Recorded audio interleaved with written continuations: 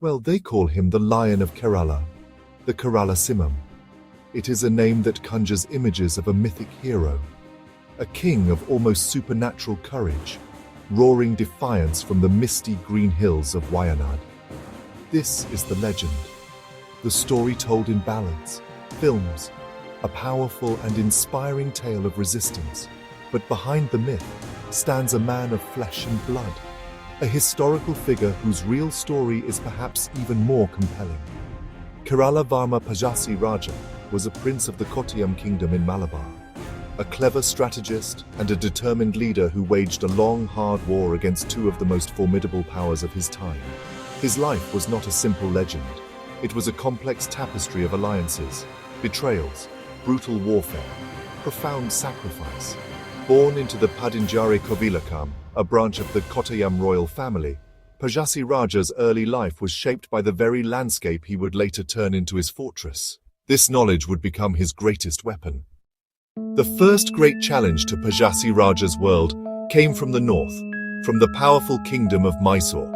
Beginning in 1773, Hyder Ali's forces pushed into Malabar, seeking the lucrative pepper trade.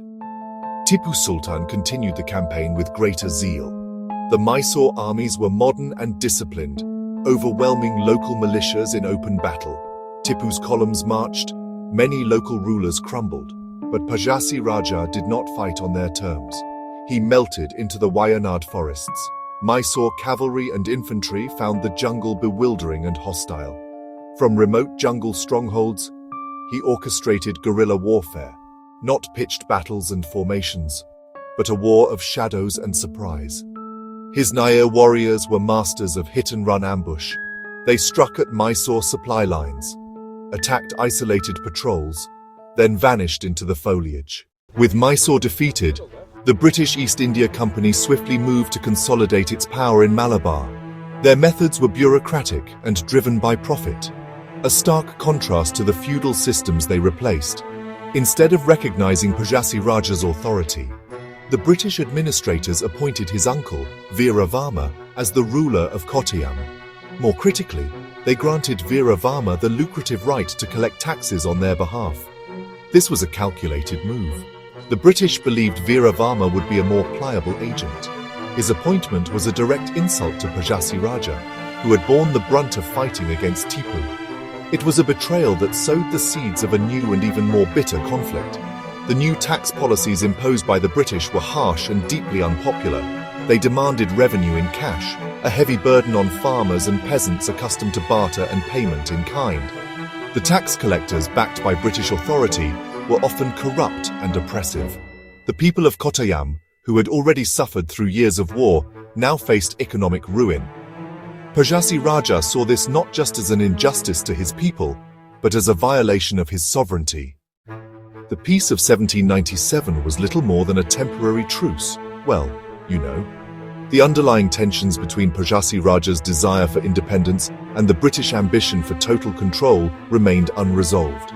The East India Company, ever focused on expanding its influence and revenue, viewed the defiant Raja as a persistent threat to its authority in Malabar. Their strategic interests soon focused on the district of Wayanad itself. Wayanad was rich in timber, spices, other resources. It provided a direct route to Malabar, Mysore. Wayanad was too valuable for the company to leave in the hands of a hostile local ruler. The British began making plans to annex the territory directly, a move that would inevitably lead to war. In 1800, the final phase of the struggle began. The British, having consolidated their power after the final defeat and death of Tipu Sultan in 1799, declared Pazhassi Raja an outlaw and formally annexed Wayanad. This time, there would be no negotiation. For the British, this was a war of extermination aimed at permanently ending the Raja's rebellion.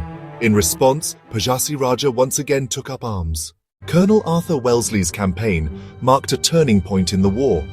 Although he was eventually reassigned, the ruthless strategy he put in place was continued by his successors.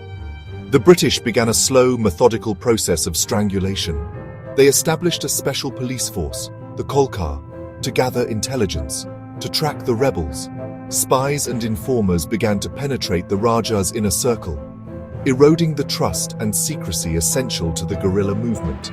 The British policy was collective punishment. Villages suspected of aiding rebels were harshly treated. The promise of land and money tempted some to betray the cause. The price of loyalty became terrifyingly high. The web of betrayal tightened around the leaders. He was captured in 1805, reportedly betrayed by an informant, and publicly hanged near the fort he once conquered. The death of Pazhassi Raja marked the end of large-scale resistance to British rule in Malabar. His revolt was crushed. His followers were scattered. The company's control was firmly established, yet his legacy endured. In the immediate aftermath, the British tried to erase his memory, but his comrades did not forget. Farmers kept his story alive. Nair warriors kept his story alive. Kurichia tribesmen kept his story alive. He was remembered not as a defeated rebel, but as a righteous king protecting his people. He became a symbol of defiance and sacrifice. Over a century later, with the independence movement rising, nationalist historians rediscovered him. They framed him as a precursor to modern freedom fighters. He was cast as one of the earliest Indian patriots.